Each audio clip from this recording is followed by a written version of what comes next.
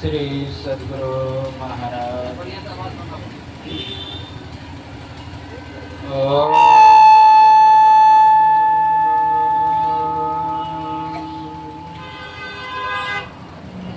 शंकरं शंकराचार्यं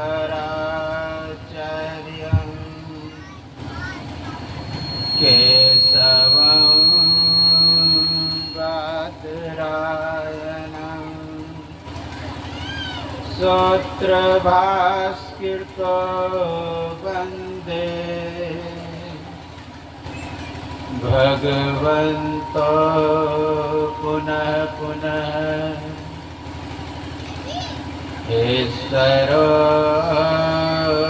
गुरुरात्मेति मूर्तिभेद विभागिनी व्योमव्याप्त देहाय दक्षिणामूर्तये नमः दक्षिणामूर्तये नमः। श्री सद्गुरु महाराज की जय। सभी लोग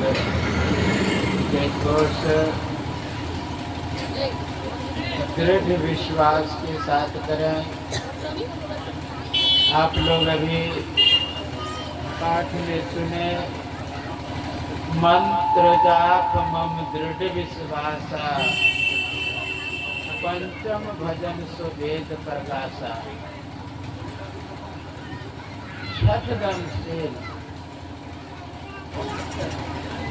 मंत्र जाप मम दृढ़ विश्वास, यानी आप जो पुकार करते हैं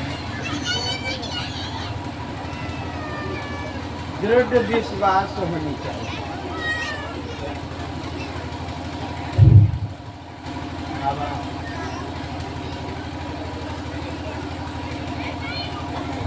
श्री सद्गुरु महाराज की जय।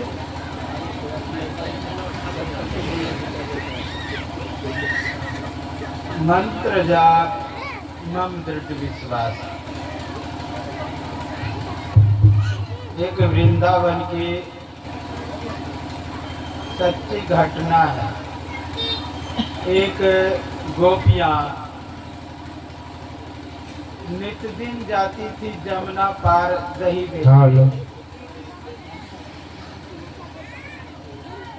बेचने के लिए जाती थी।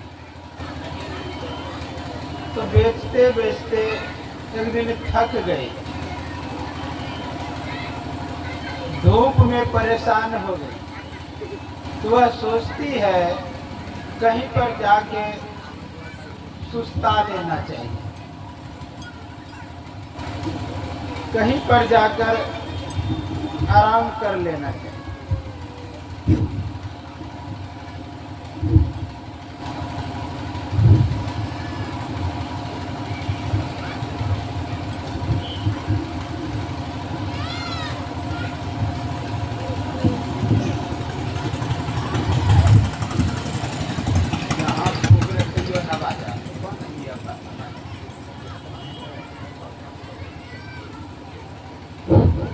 श्री सद्गुरु महाराज की जय।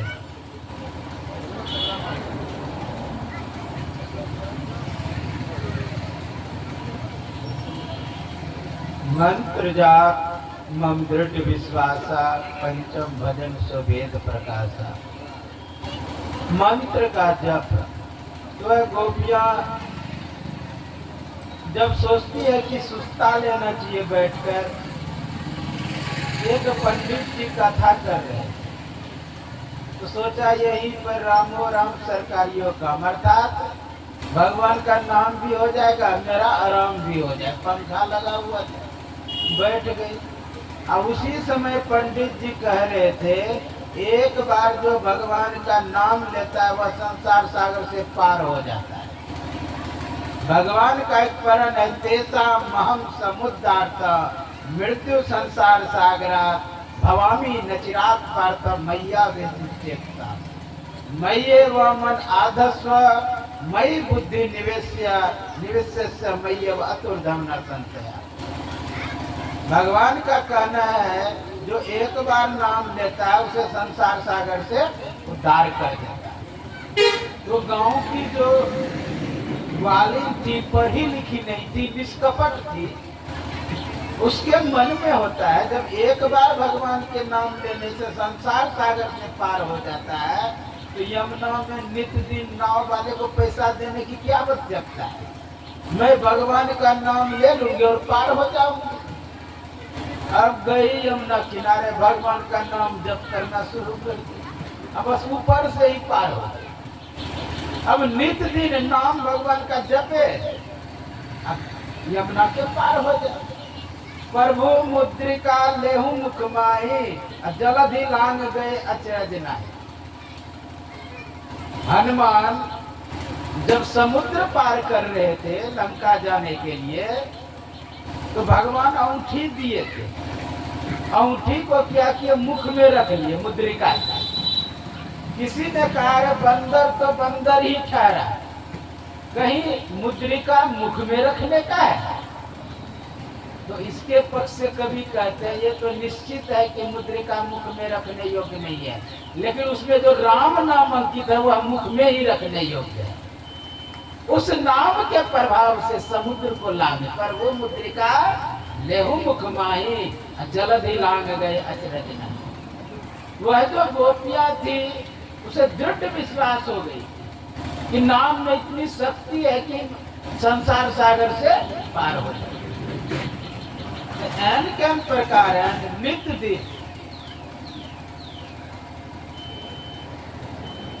दिन वह जाती थी यमुना पार, नाम जप करने लगी और पार हो जाती थी। फिर उधर से भी आवे, भगवान का नाम जप करके पार हो जाए। उसके मन में हुई कि किसके कारण से इतना पैसा बच रहा है नित्य दिन मेरा, वो पंडित जी के कारण। इसलिए पंडित जी को बुला करके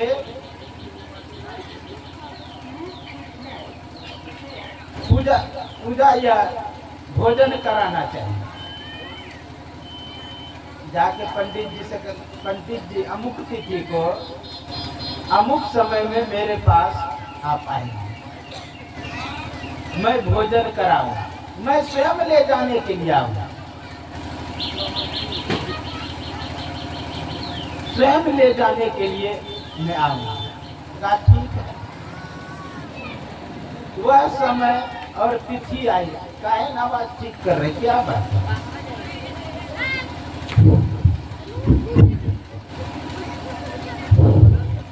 श्री सद्गुरु महाराज की जय। तो पंडित जी कहते ठीक है आ जाना। तो वह समय और तिथि आई। जब समय आई सब इधर सुने, आप लोग उधर ध्यान दे रहे हैं।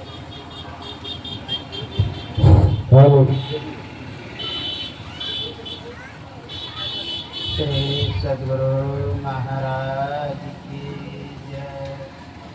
श्री सद्गुरु महाराज की जय।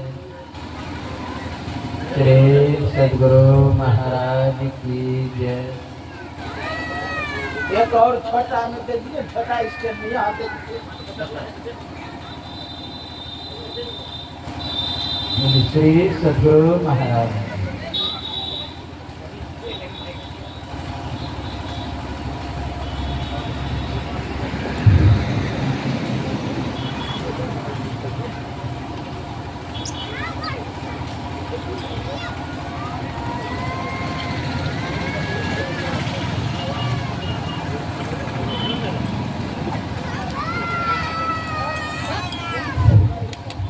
सद्गुरु महाराज की जय। खराब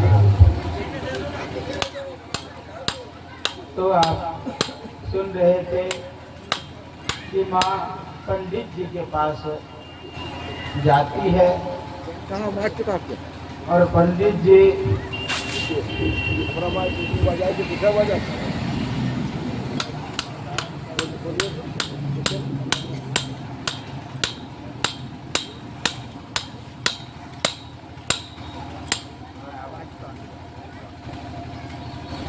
आवाज दो तो हो गया तो आवाज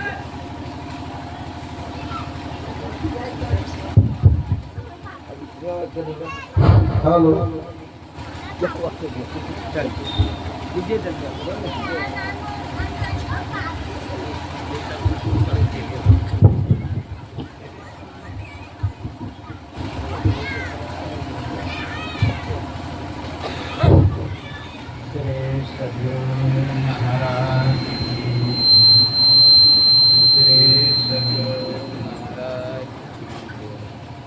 श्री सद्गुरु महाराज की जय।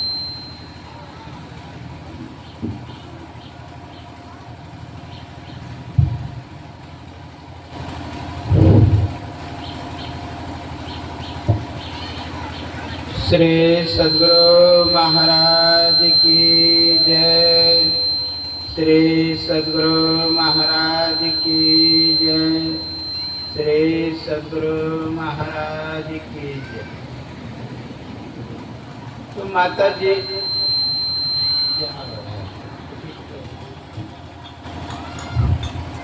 श्री सद्गुरु महाराज की जय। तो गांव की जो ग्वालिन थी वह गई पंडित जी को लाने की। पंडित जी के पास गए और पंडित जी पीछे पीछे और माता जी आगे आगे जाते। तो पंडित जी को कहते हैं कि उधर नीचे क्या जाना है, इधर से ही पार हो जाए। तो सोचते पंडित जी इधर नाव न बेरो है, इधर से कैसे पार हो जाए। फिर भी मुझे ले जाने के लिए आई है तो ये व्यवस्था की हो। जब किनारे पर गई तो वह मंत्र जप करने लगी। मंत्र जप करने लगी तो पानी के ऊपर हो गई। पानी के ऊपर जब पंडित जी को बाँह पकड़ के खींचे तो पंडित जी कमर भर पानी। अब तो परेशान पंडित जी कहता है कि मुझे छोड़, मुझे अगर कुछ हो गया तो मेरा बेटा तुमको छोड़ेगा नहीं, एसपी है मेरा बेटा। अब फिर खींचे तो कमर भर पानी से ऊपर, छाती भर पानी। फिर खींचे तो गला भर पानी, वो मंत्र जब छोड़े ही नहीं। अब पंडित जी सोचते हैं कि हम डूब जाएंगे, तब अंतिम में भगवान का नाम लेते हैं। ए चुड़ैल जादू गिरनी, ए पटवारनी नारी, यही सोचकर पंडित जी झट करने लगे पुकार, पुकारो राधा वर घनश्याम। ज्यों ही भगवान का नाम लिए वो अभी पंडित जी ऊपर आ गए।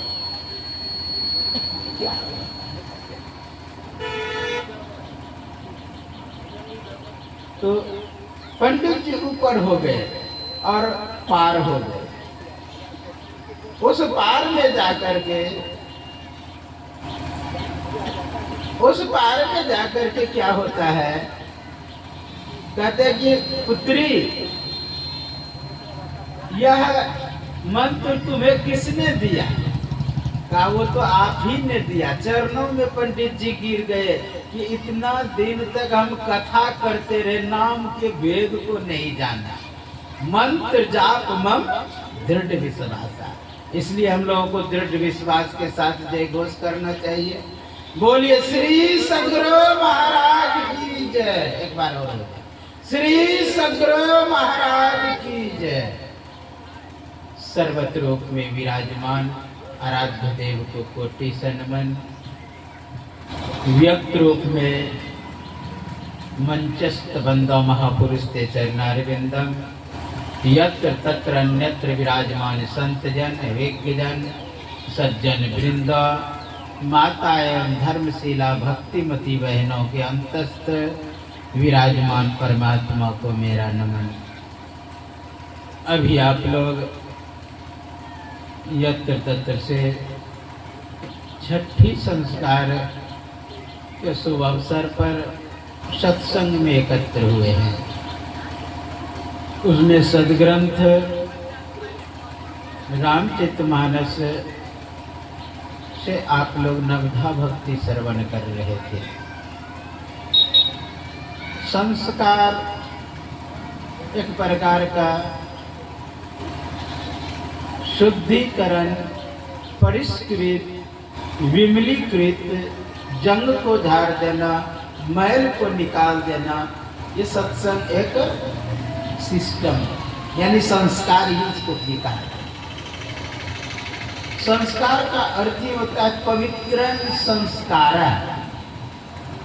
जो पवित्र कर दे, शुद्ध कर दे, वह है संस्कार। दूसरा अर्थ संस्कार प्रकाश में दिया है योग्यता संस्कार, जो योग्य बना दे वह है संस्कार। तो छठी संस्कार क्यों मनाते हैं बच्चे के जन्म के 6 दिन के बाद? इसलिए कहे छठी मैया जो सूर्य की पत्नी कही जाती है। एक कथा के कथा अनेकों है। सूर्य की पत्नी और उसका कार्य है संपुष्टन करना, संवर्धन करना, संरक्षण करना। कई कार्य है छठी माता का।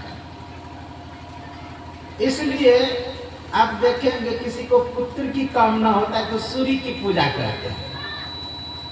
सूर्य की, जैसे छठी मैया का पूजा करते हैं, छठ पर्व पूजा होती है सूर्य का, लेकिन किसके नाम से? छठी के नाम से। सूर्य जिस प्रकार पूरे सृष्टि का संचालक है, पोषक है, सहायक है, सहयोगी है, उसी तरह छठी मैया भी बच्चे के लिए संवर्धक है, संपुष्टक है, सहायक। यानी बच्चे को गति प्रदान करना। आप देखेंगे अगर पौधे में सूर्य का प्रकाश नहीं पड़े तो गति नहीं करेगा, और जिधर से प्रकाश पड़ेगा उधर की ओर गति करेगा। एक बक्से में आप पौधा डाल देंगे, उसको बंद कर देंगे, एक छेद कर देंगे, देखिए छेद के तरफ से निकले, क्योंकि उधर से सूर्य का प्रकाश पड़ रहा है। जिस तरह सूर्य देवता सहायक होता है हमारे जीवन का, हमारे जीवन का क्या, पेड़ पौधे सभी का।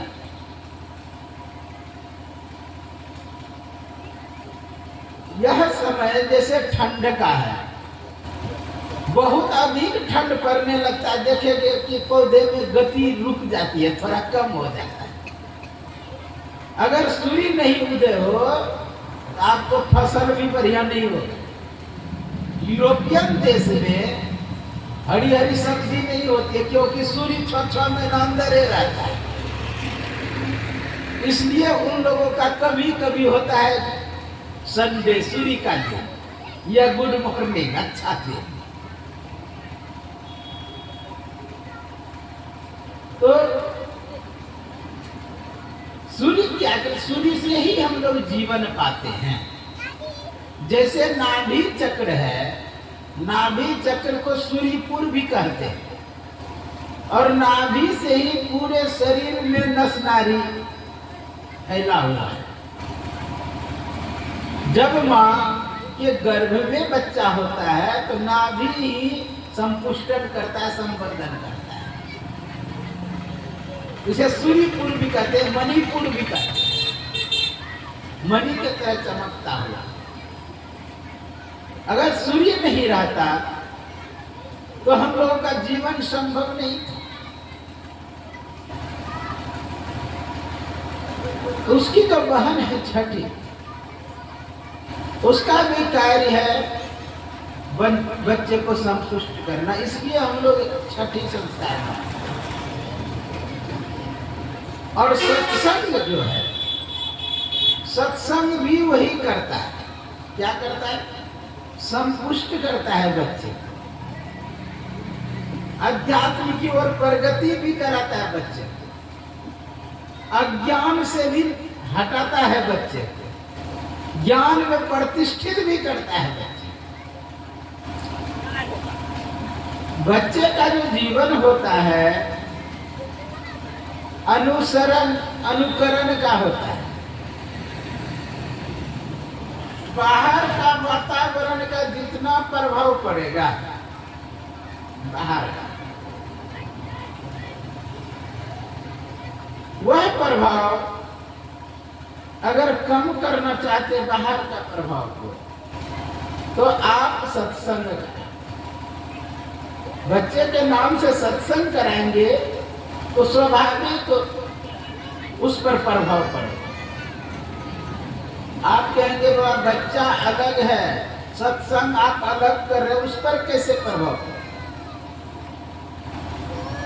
देखिए, बच्चे तो जन्म ले चुका है, जो बच्चा जन्म नहीं लेता है उस पर भी प्रभाव पड़ता है। आप सुने होंगे वीर अभिमन्यु का कथा। वीर अभिमन्यु गर्भ में था और अर्जुन चक्रव्यूह का भेदन अपनी पत्नी को सिखा रहे, और वह गर्भ में जो बालक था उसने सीख लिया चक्रव्यूह का भेदन। मां के गर्भ में रहने के बाद भी उसने सीख लिया।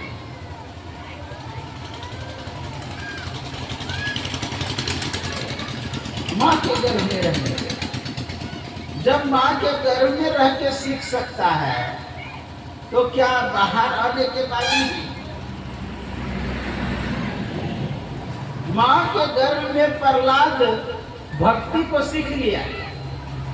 क्यों सीख लिया था? आप कहेंगे क्यों? वो तो राक्षस कुल में थे, हिरण्यकश्यपु के पुत्र थे, तो आसपास वातावरण तो राक्षसी स्वभाव का होगा, तो बच्चे पर प्रभाव पड़ना चाहिए राक्षसी स्वभाव का। क्यों नहीं पड़ा?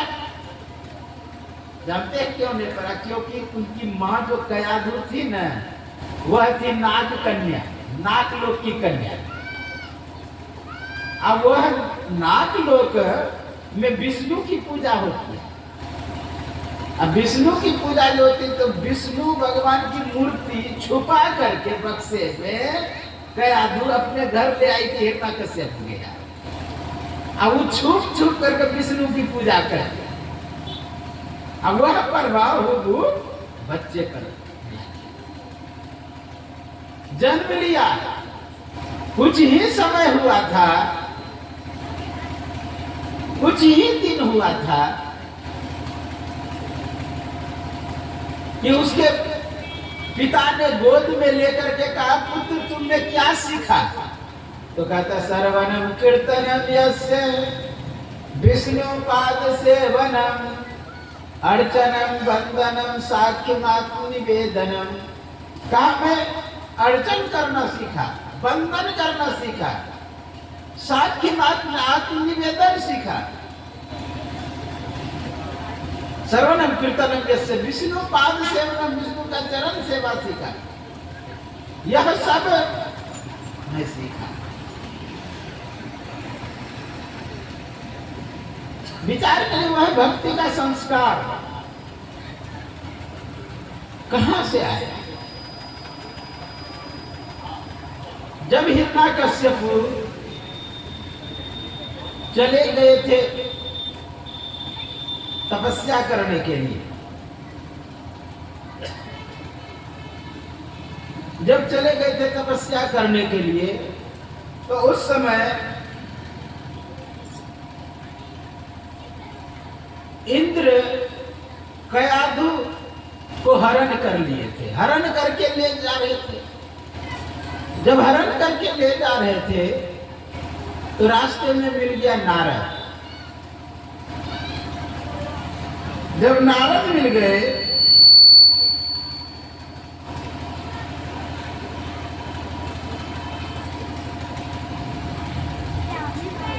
बोली श्री सद्गुरु महाराज की जय। श्री सद्गुरु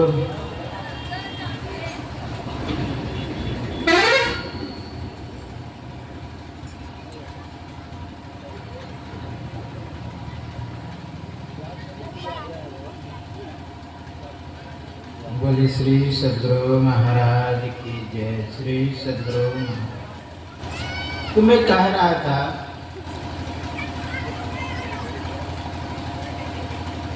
कि जब गयाधु को हरण करके ले जा रहे थे इंद्र, उसी समय नारद मिल गए और नारद कहते ठीक ठीक तुम क्या कर रहे हो? जो दानव करे वही देवता करने लगे, तो देवता दानव में फर्क क्या रह गया? कहा कि इसके गर्भ में मेरे दुश्मन का पुत्र पल रहा है, मैं इसे ले जाकर के रखूंगा अपने पास और पुत्र जन्म लेगा उसे मार दूंगा, इसे छोड़ दूंगा।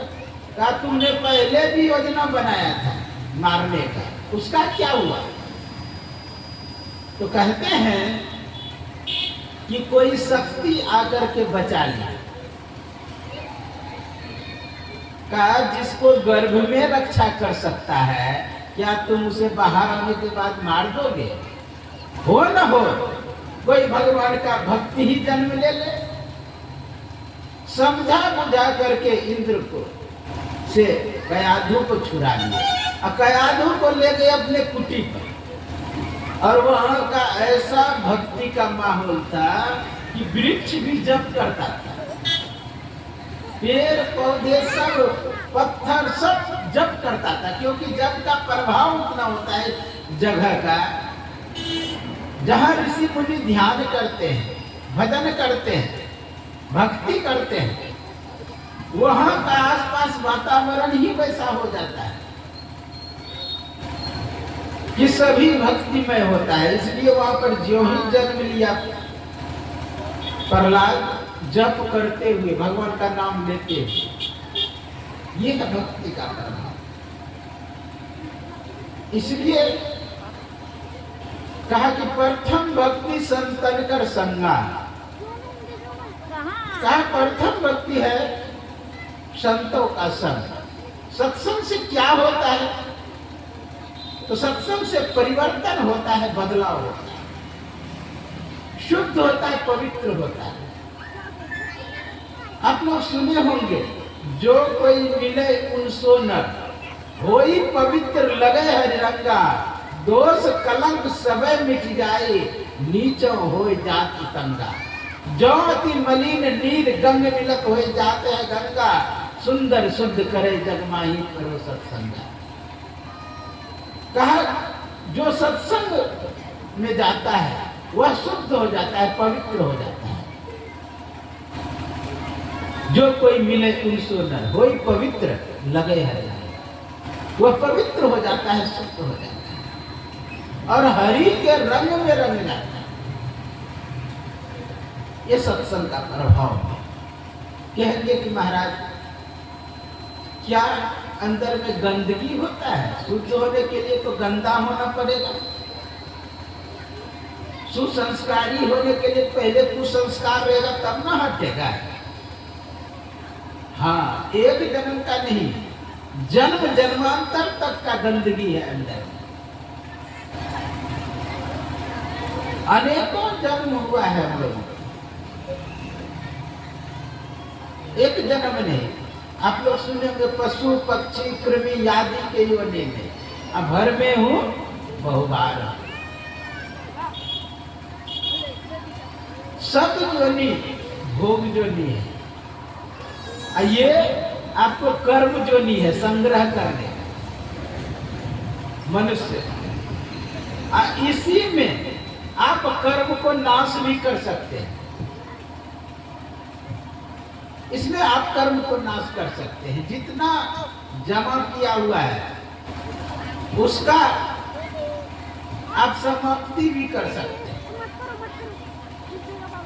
तीनों ऑप्शन है, कमा भी सकते हैं और समाप्ति भी कर सकते हैं। बोले श्री सद्गुरु महाराज की जय। श्री सद्गुरु महाराज की जय। श्री सद्गुरु महाराज की जय। तो पूर्व जन्म में जो भी कृत्य कर्म है, क्या हुआ, जो कर्म है जमा है, वह क्या होता है, ध्यान योग से नष्ट होता है, सत्संग से नष्ट। पहले आप जानते हैं कि एक जन्म नहीं अनेकों जन्म होता है। गीता में भगवान कृष्ण ने कहा, बहुनी में व्यतीतानि जन्मानि तब चार्जुन तन्या हम वेद सर्वाणी ना तम वेत्ता परम। ए बच्चा जब श्री सद्गुरु महाराज की जय। तो बहुनी में व्यतीतानि अनेकों जन्म होता है। तो अनेकों जन्म होता है तो अनेकों कर्म भी होता है। कर्म करने वाला क्या है, आंख से कर्म होता है, कान से कर्म होता है, जिह्वा से कर्म होता है, नासिका से कर्म होता है। ये क्या है, संग्राहक यंत्र है। संग्राहक यानी संग्रह करने वाला। आंख से भी संग्रह करते हैं, कान से भी संग्रह करते हैं, जिह्वा से भी संग्रह करते हैं, आदि आदि इंद्रियों से संग्रह करते हैं। वही कर्म बनता है और वह कर्म हम लोगों को फल देता है और तब तक फल देते रहेगा। आप लोग जानते हैं अशुभ कर्म का फल खराब है,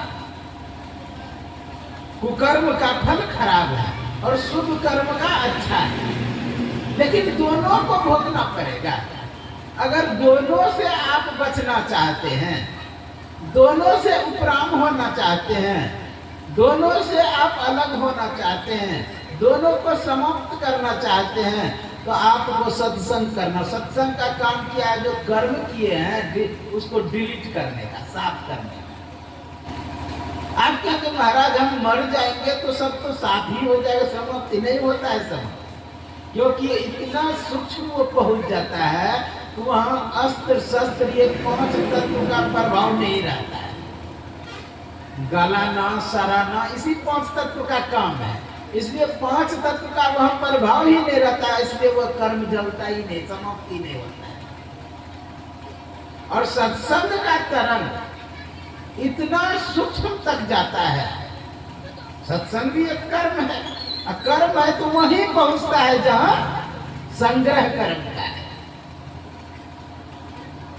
जैसे आपको कोई गाली देता है, आपको कोई गाली दिया तो आप यहां से नहीं रिएक्शन दे रहे कहीं और से। जहां कर्म पहुंचा वो वहां से रिएक्शन आता है, अपना वहां से रिएक्शन होता है, प्रतिक्रिया होती है। तो प्रतिक्रिया जहां से हो रहा है उस जगह को सत्संग क्या करता है, सात्विक तरंग से भर देता है। और सात्विक तरंग से भर जाता है, नकारात्मक तरंग हट जाता है।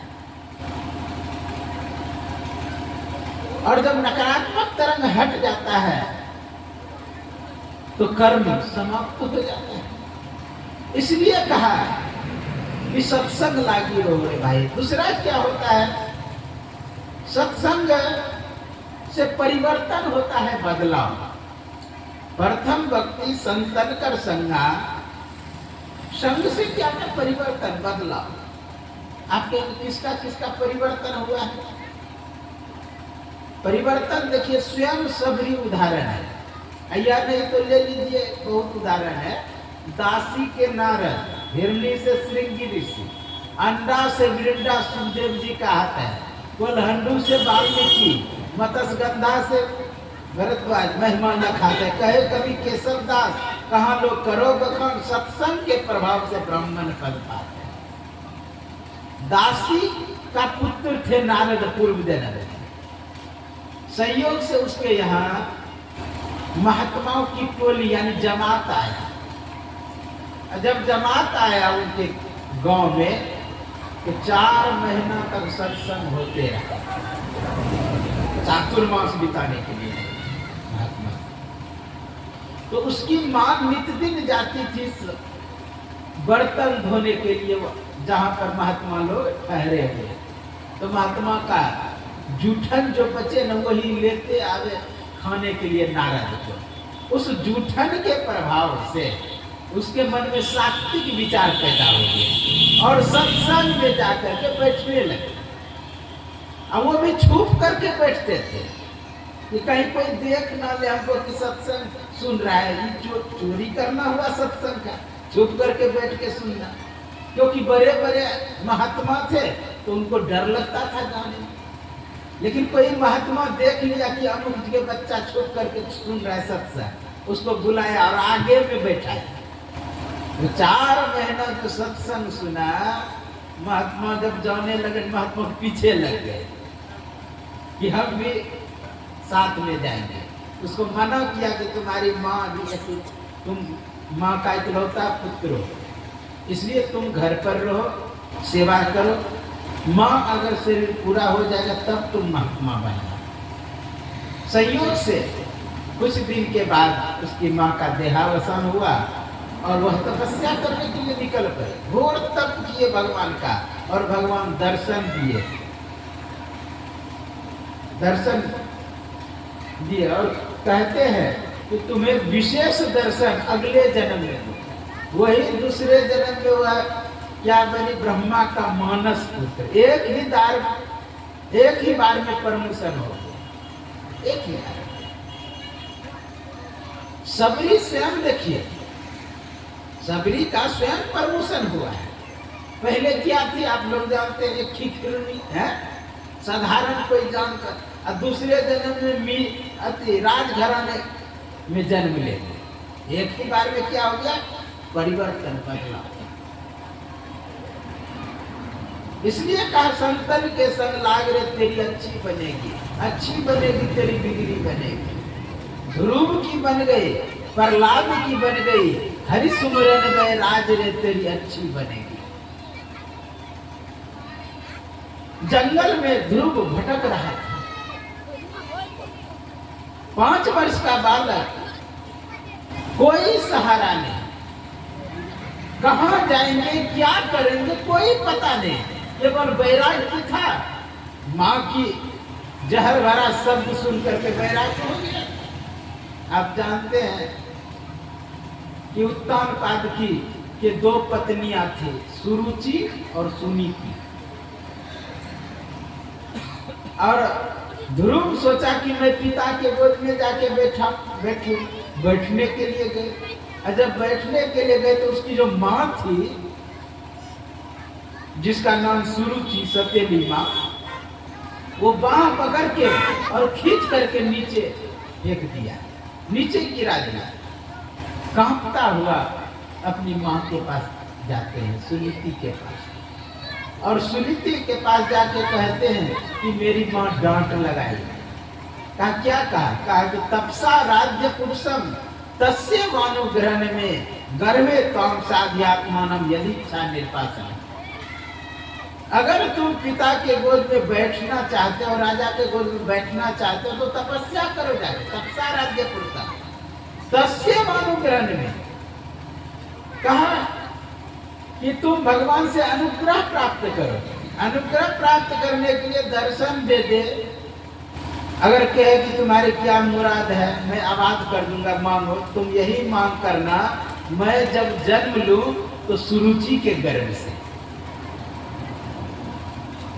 इस तरह कहा ठीक ही तो कही। कोई माँ ऐसी नहीं होती है जो अपने पुत्रों को कहते महात्मा बन जाए।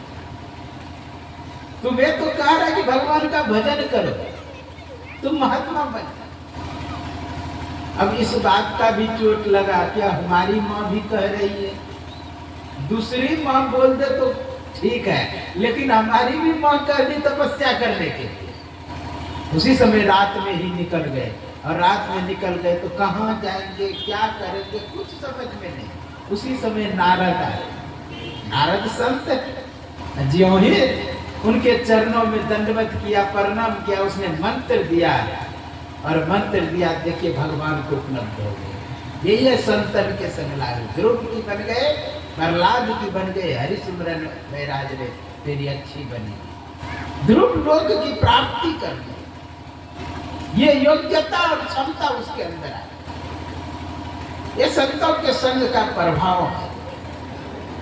इसलिए हम लोग को चाहिए कि प्रथम भक्ति संतन कर संगा, प्रथम भक्ति संतों का संग करना।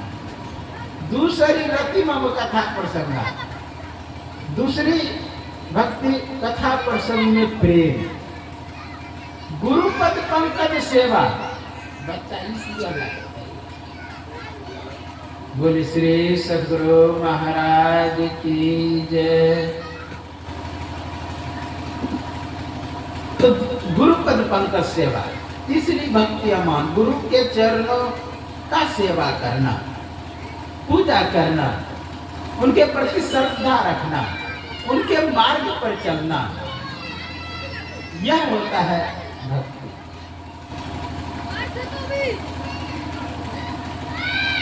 ये गुरुपद पंकज से विस्तार से देखिए। समय में यहाँ पर माइक से अधिक हल्ला उधर जनरेटर का हो रहा है, गाड़ी में जाती आती उसका हो रहा है, और बच्चा थोड़ा साथ दे देता है ना? इसलिए व्याख्या न करने में पड़ रहा है, न बोलने में। विशेष सुनना चाहते हैं तो 9 घंटा का प्रवचन मोबाइल में अध्यात्म विज्ञान दर्शन है, उसमें 9 घंटा का प्रवचन है केवल नवधा भक्ति पर।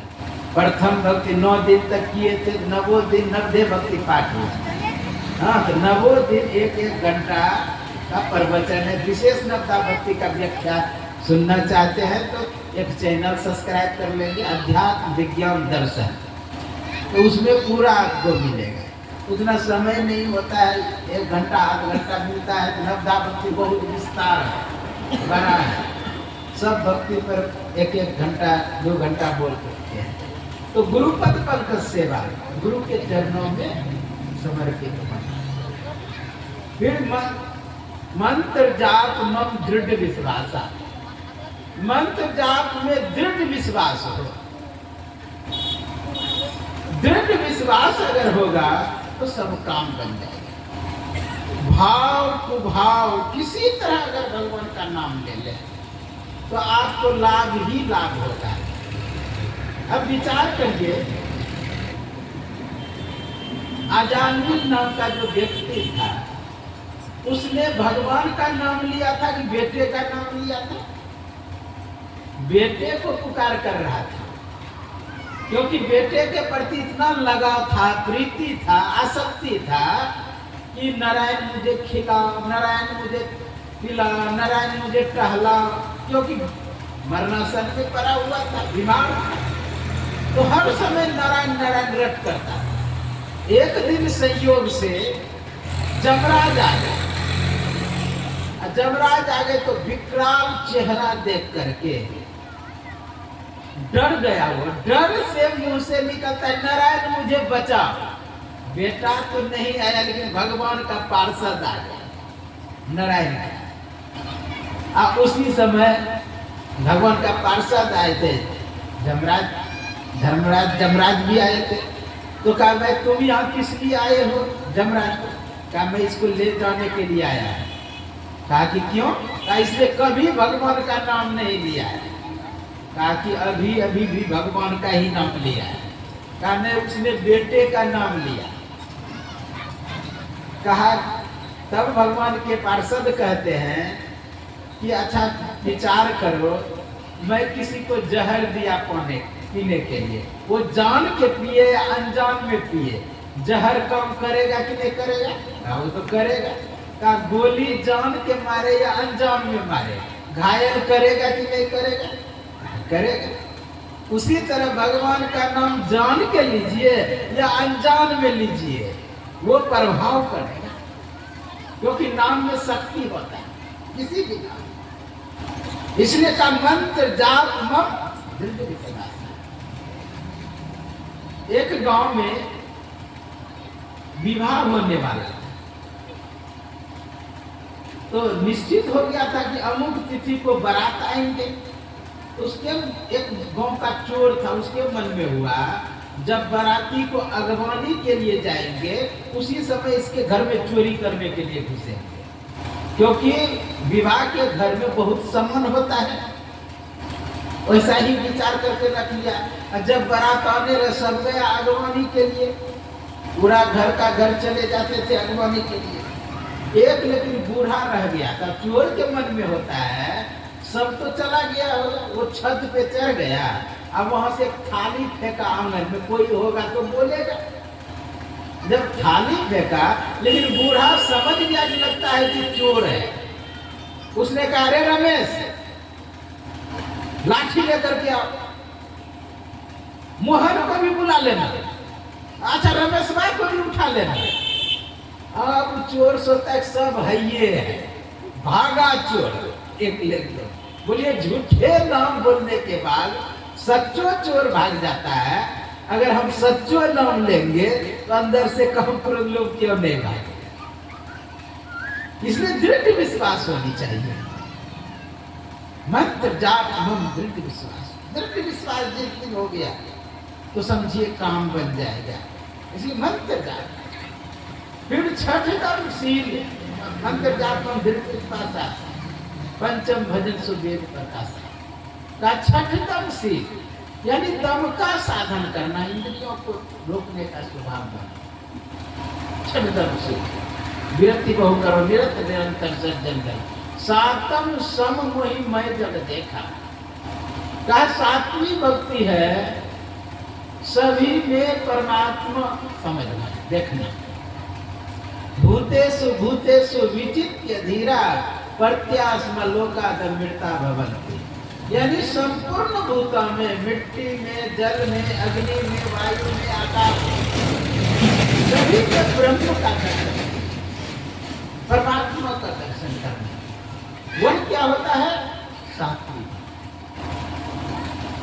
आठम दथा लाभ संतोषा, संतोष आपको करना नहीं पड़ेगा। अगर छठी भक्ति में पारंगत हो गए, सातवीं भक्ति में पारंगत हो गए तो जानते हैं यह फल मिलेगा। फल क्या? आठम जथा लाभ संतोष, संतोष आ जाएगा, तृप्ति हो जाएगी, संतुष्टि हो जाएगी। तब लोकेशना, वित्तेशना, पुत्रेशना यह सब नहीं रहेगा। आपको लाना नहीं पड़ेगा, वह स्थिति हो जाएगी। जैसे आप वृक्ष लगाते हैं फल हो जाता है, आपको फल को उत्पन्न करने के लिए केवल साधन जुटाना पड़ा, उस समय कुछ नहीं करना पड़ा, फल अपने आप हो गया समय से। उसी तरह ये आठवीं और नवीं भक्ति जो है ये फल है। तो फल अपने होता है, हम खींच करके नहीं निकाल सकते, समय होगा हो जाएगा, लेकिन साधन जुटाना पड़ेगा। ये जो सातवीं भक्ति तक है ये साधन है, साधन जुटा दीजिए, आठवीं और नवीं हो जाएगा। नवम सरल सब सब छल ही ना, मम भरोसी ही हरस न देना। कहा सातम क्षमता, आठवां लाभ संतोष, नवम सरल, नवीं भक्ति सरलता है, सहजता है। जब यह भक्ति हो गया तो मम दर्शन फल परम अनुपा, जीव पावनी सहज स्वरूप। भगवान कहते हैं मेरे दर्शन का फल है कि सहज स्वरूप जो है उसको आप उपलब्ध कर लेंगे। रूप और स्वरूप में अंतर है, जो रूप के अंदर है वह स्वरूप है। रूप के संचालक को स्वरूप कहते हैं, रूप को जो संचालित करता है। जैसे हाथ ही एक रूप है, हाथ को संचालित करने वाले एक ऐसी शक्ति है जो दिखाई भी नहीं देता है। आंख के अंदर जो शक्ति है वह दिखाई भी नहीं देता है। हाथ पैर आदि इंद्रियों के अंदर जो शक्ति है वह दिखाई भी नहीं देता, वही है स्वरूप। स्वरूप नहीं रहता तो यह रूप दिखाई नहीं देता। इसलिए कहा कि मेरे दर्शन का फल यही है कि स्वरूप की उपलब्धि। मम दर्शन फल परम अनुपा, जीव पाव निधि सहज स्वरूप। खुद का पता लग, खुदा का पता लग जाएगा। इसलिए हम लोग को चाहिए कि अंतः साधना करके उस स्थिति को प्राप्त करें। कहा तज जोग पावक दे हरिपद लीन भई जह नहीं फिरे। जहाँ से लौटना नहीं होता है और लौटना नहीं होगा तो निश्चित है अत्यंत दुख निवृत्ति नित्यम सुख प्राप्ति, सुख को उपलब्ध हो जाएंगे, अपना परम कल्याण हो जाएगा।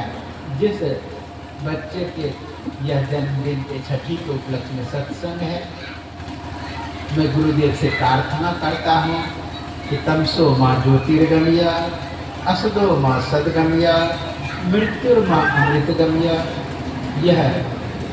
यही वाणी के साथ मैं अपने वाणी में विराम देता हूँ। बोलिए श्री सद्गुरु महाराज की जय। एक छोटा सा भजन करके